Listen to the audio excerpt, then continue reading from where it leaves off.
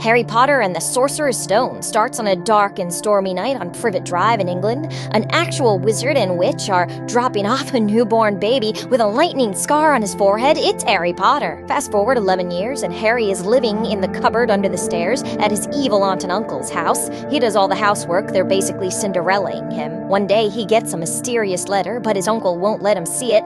Things get out of hand, so they travel to a remote B&B. But knocking down the door is this giant bear of a man, Hagrid. He's come to deliver Harry's letter personally. Turns out it's an acceptance letter to the Hogwarts School of Witchcraft and Wizardry. What? That's right, you're a wizard, Harry. That's right, hidden all around us muggles is the wizarding world of Harry Potter. Hagrid takes Harry to the bank. Turns out his parents were loaded, even without the wizard stuff. Finding out you're secretly rich is pretty sweet. Hagrid also picks up a mysterious Sorcerer's Stone-shaped package. More on that later. Anyway, Harry gets his magic wand, but turns out it's a brother wand to the wizard who gave him his lightning scar, the evil Lord Voldemort. We don't speak his name, he's just he who must not be named, and he was a Dark Lord that terrorized England about 11 years ago, until he killed Harry's parents, and then Harry bounced the spell back and defeated him. Whoa! Don't worry, he's definitely dead, not lurking in the shadows, regaining his power. Anyway, time for school. The train leaves from the imaginary platform 9 3/4. Luckily, Harry finds a red-headed wizard family that shows him how to get on,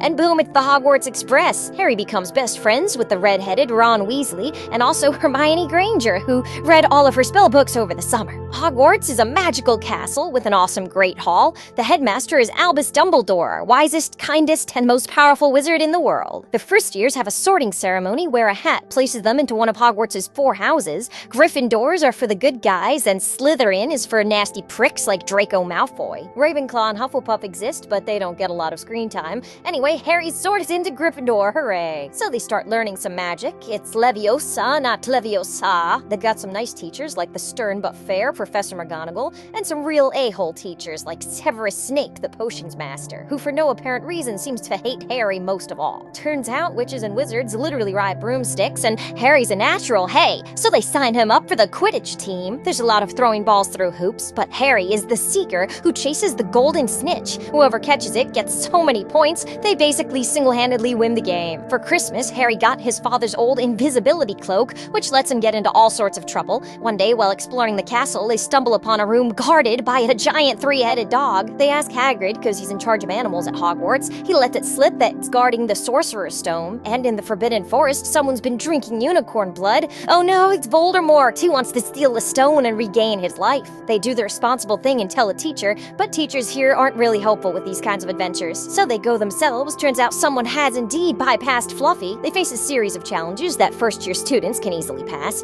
and at the bottom, it's the defense against the dark arts professor, Quirrell! No way, I was sure it was that dastardly Snape. No, it's me, and the back of my head is possessed by the spirit of Voldemort. Ew! He tackles Harry, but Harry's hand burns into the touch. Yes, that's right, your mother's love, Harry, is too much for the evil Voldemort to handle. So the day is saved, except Slytherin won the House Cup, but Dumbledore's incredibly biased, awards Harry 1,000,000 points for saving the world. That seems like a really unfair way to run a school. Next is Harry Potter and the Chamber of Secrets. Harry stays with his aunt and uncle over the summer, but at least he gets a bedroom now. And in that bedroom one day is a house elf, Dobby, who causes some magical mischief. House elves are basically slaves to wizards, but he's come to warn Harry of a dastardly plot this year. Harry ignores him for now and hitches a ride with his friend Ron. He meets Ron's younger sister Ginny Weasley, who he may end up banging later. They flute powder to Diagon Alley and meet Lucius Malfoy, who's an even bigger prick than Draco. The Malfoys are an old, pure-blood wizarding family who look down upon Muggleborns like Hermione. Anyway, they drive to Hogwarts but crash the car into a tree, so it runs off and hides in the forest. Their new defense against the dark arts professor is Gilderoy Lockhart, who is very charming but utterly incompetent. It seems the Chamber of Secrets has been opened this year, and students are showing up petrified. Harry knows it must be Draco, so they brew some polyjuice potion and pose as his henchmen, Crabbe and Goyle. Hermione's backfires, though, turns her into a cat. Hello, latent furry fetish. Anyway, turns out Draco's a prick all the time, but he doesn't know anything about the Chamber of Secrets. But later, Harry finds a mysterious diary holding the spirit of Tom Riddle. Tom shows him the flashback to the last time the chamber was opened. It was Hagrid! He let out the beast, the giant spider. That's why Hagrid was expelled from Hogwarts, and indeed, he's blamed for it again this year. But Harry and Ron go to the forest to clear his name. They find Hagrid's giant spider friend, Aragog. Aragog explains he's not the chamber monster. Spiders don't petrify people. Basilisks petrify people. Spiders do eat people. people, though, and hello, my latent arachnophobia. Luckily, their wild car comes and busts him on out of there. The girls' bathroom ghost, Moaning Myrtle, knows the Chamber of Secrets is right here. They do the responsible thing and tell a teacher, but teachers are useless. Now, it turns out Harry can talk to snakes. That's a very rare ability called Parcel Tongue, and it's exactly the thing you need to open Salazar Slytherin's Chamber of Secrets. This guy had a big thing for snakes. Anyway, Ginny Weasley is down there. Turns out she found Tom's diary first, and it was possessing her, using her to open the chamber. And indeed, the spirit of Tom Riddle is here, draining her life so he can come back. See, if you include his middle name, Marvolo, his name's actually an anagram for I am Lord Voldemort. Harry thinks that's pretty dumb, but he does control the basilisk. Luckily, Harry made friends with Dumbledore's Phoenix, Fox, who comes to save the day by giving him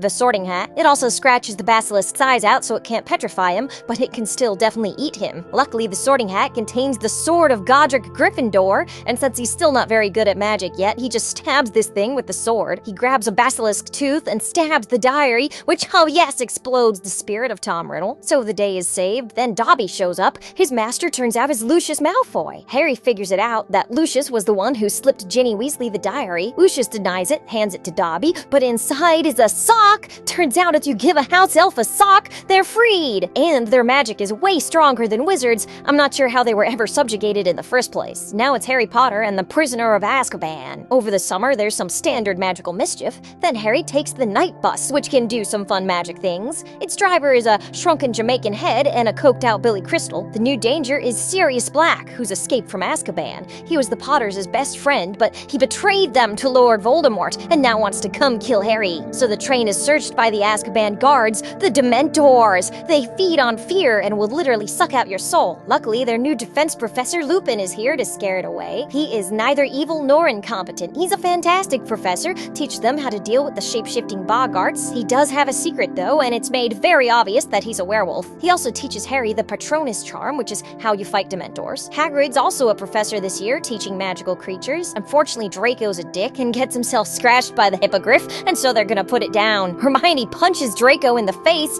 but they still can't stop it. Just then, it's a big black wolf. Oh, it's the Animagus form of Sirius Black. Professor Lupin busts in, but turns out he's working with Black. They're old friends. But they're not here to kill Harry, they're here to kill Ron's pet rat, who's actually their old friend Peter Pettigrew. Yes, this grown man's been the Weasley's pet rat for 13 years. Turns out it was he who betrayed the Potters to Voldemort. Sirius Black's innocent, he's a great guy, and actually Harry's godfather. Unfortunately, it's the night of the full moon, so Lupin werewolfs out. Peter Pettigrew escapes from the madness, and the werewolves lure it away, but not before he's grievously injured Sirius. The Dementors find him, and Harry's Patronus charm is not going to be enough. They're getting their soul sucked out, but then across the lake, a huge Patronus knocks them all away. So they live, but Sirius is still going to be executed, so Hermione pulls out her time machine, which she was using to take extra classes. They go back in time and retrace their steps. This time they save Buckbeak. They get to the Dementor Lake, and Harry's like, someone's standing right here. Cast the Patronus that saved me.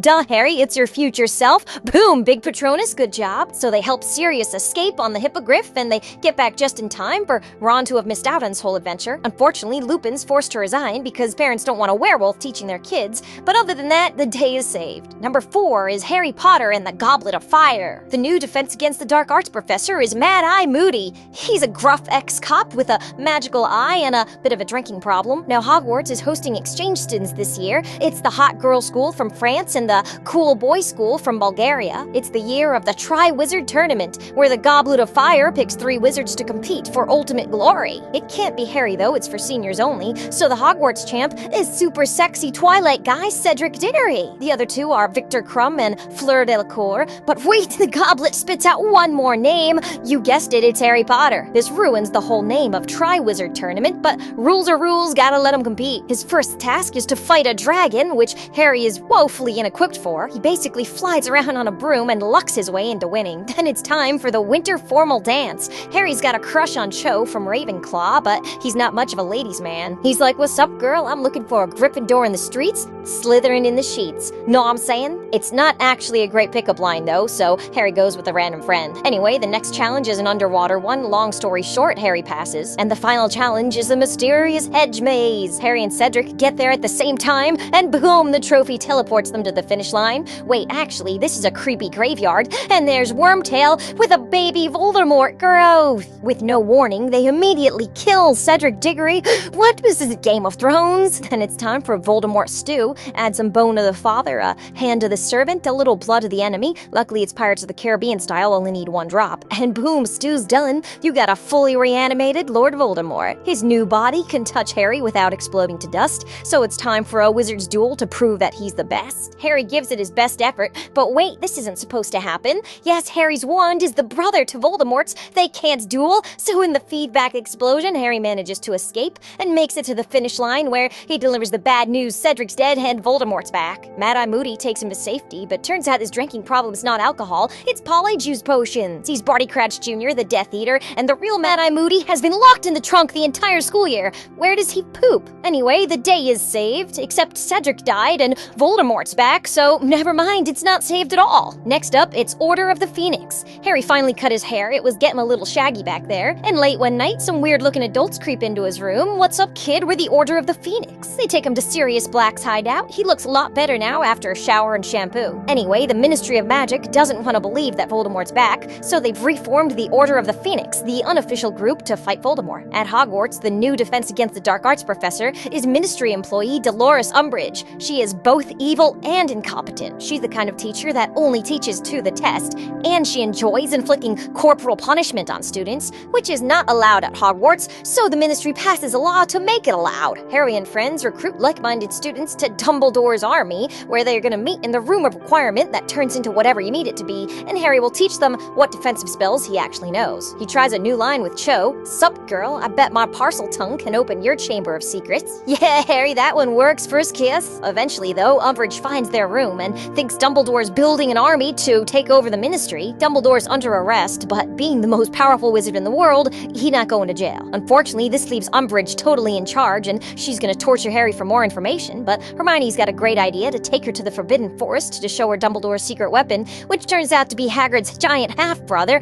and a herd of angry centaurs that supposedly rape and murder her. Then Harry has a vision of Voldemort torturing Sirius in the Hall of Prophecies, so Harry and the kids go down there. They find the prophecy that states Harry is in fact the chosen one, that's the only one who can defeat Voldemort. But no, it was a trap! This crazy lady is Bellatrix Lestrange, Voldemort's most loyal follower and recent escapee from Azkaban. They're here to get the prophecy, but the kids have been practicing their magic. Unfortunately, they're still teenagers, and these are adult dark wizards. But Sirius Black's an adult too, punches Lucius in the face. The rest of the Order comes in, and they have a big wizard's battle. But no, Sirius is hit by Avada Kedavra, the death spell, and he floats back into this random stone archway. Then Voldemort himself shows up. Then Dumbledore himself shows up. These two have a real wizard's battle with all sorts of crazy spells, but in the end it's clear they're evenly matched, so Voldemort pieces out for now. But not before the Prime Minister shows up and has to admit Voldemort's back, so the day is somewhat saved. Now it's Harry Potter and the Half-Blood Prince. Their new teacher this year is Professor Slughorn. He loves finding kids that will later be famous. But wait, he's not Defense Against the Dark Arts, he's a potions master.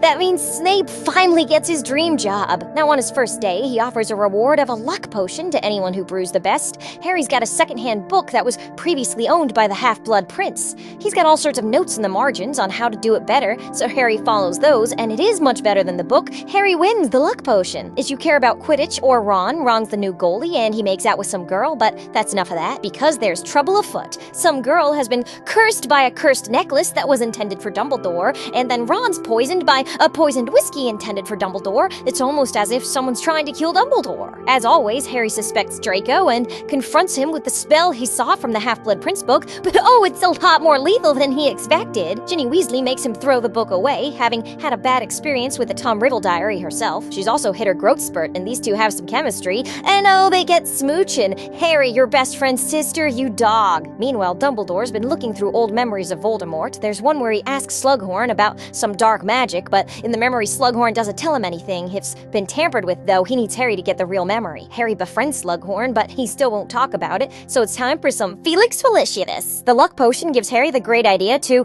Basically, get Slughorn stinking drunk, and yes, indeed, he hands over the memory. Young Voldemort asked him about Horcruxes. A Horcrux is an item in which you store a torn-off piece of your soul. It can make you functionally immortal, but it's very dark magic. Voldemort's like, huh, well, hypothetically, if I were to do it, I think I'd make 7. Dumbledore's like, of course, I should have known. Tom Riddle's diary, that was a Horcrux, as was this ring that I found off screen. And I think I know where a third is hidden. In a desolate cave in the center of a black lake. The Horcrux is hidden under a potion which must be drank to retrieve it. Dumbledore's like, yo bro, I'm gonna chug this whole thing. And he starts getting totally wasted, but like a good bro, Harry forces him to chug the rest. So they got the Horcrux, but unfortunately zombies attack. But fortunately Dumbledore's the strongest wizard of all time, so they make it back, but Harry hides because Draco Malfoy shows up. Indeed, the Dark Lord chose him to kill Dumbledore. It's like, yo Draco, you're a huge prick, but you're not evil, come on. And indeed, you start to feel bad for Draco. He was born into this life, and the Death Eaters are there to make sure he goes through with it. But Draco chickens out, so Severus Snape has to step in. What, Snape, you're my best friend, I trusted you. Shouldn't have done that, old man. Vada Kedavra, oh, Snape kills Dumbledore. Guess he really was evil this whole time. Harry chases after him and uses the Half-Blood Prince spell on him, but he deflects it. He's like, you dare use my own spell against me? I'm the Half-Blood Prince. Whoa! Also, turns out the Horcrux locket is a fake. Someone named R.A.B. stole it years ago and replaced it. So the day is not saved at all. We're worse than ever. Next is the Deathly Hallows, Part 1. They gotta move Harry to a safe house, so they all drink some Polyjuice potion for a lot of decoy Harrys, but they're attacked as soon as they leave. Voldemort himself shows up and they have another wand battle. He's using a different wand this time, but this one fails him too, so Harry's able to escape and everyone's safe except Mad-Eye Moody, who died, R.I.P. They're safe behind spell protections now, so Ron's older brother Bill gets married, but they get the news the Ministry has fallen and Voldemort's taken over, so the Death Eaters bust in, start shooting the place up. Harry and his friends make it out, they hide in Sirius's house, and they realize his brother's initials were R.A.B. Turns out he was the one that had the locket, but it was stolen by this thief who then sold it to Dolores Umbridge. Apparently she survived the Centaurs and is part of Voldemort's new puppet government, which is a lot more evil than the last one. They polyjuice some employees to sneak in there and, without much of a plan, just smack Dolores and grab the necklace, get out of there just in time. But a lot like the Lord of the Rings, one does not simply destroy a Horcrux, and also like the One Ring, when you wear it, you become a whiny little brat. They camp in the woods for a while until Ron gets mad for no reason and leaves. Harry and Hermione have a silly dance. I know they're just friends, but I'd ship it. They decide to visit Harry's old house, where they find a mysterious old lady,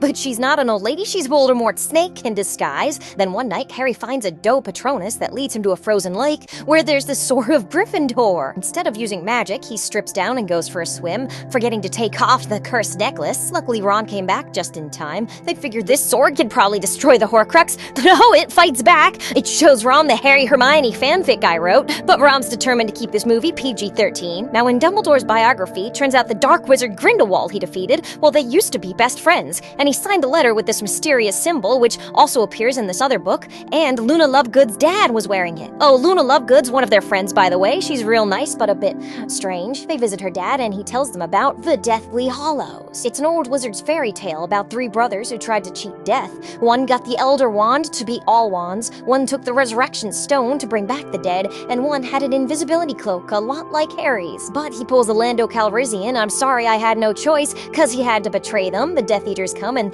they get out of there, but then there's some bounty hunters find them. They take them to the Malfoys and throw them in the dungeon with this motley crew. Then Dobby the house elf shows up. He's unaffected by teleportation wards, so he busts them out, they have a little fight, and Dobby gets him out of there, but not before Bellatrix throws a knife, and oh, it stabs Dobby! No!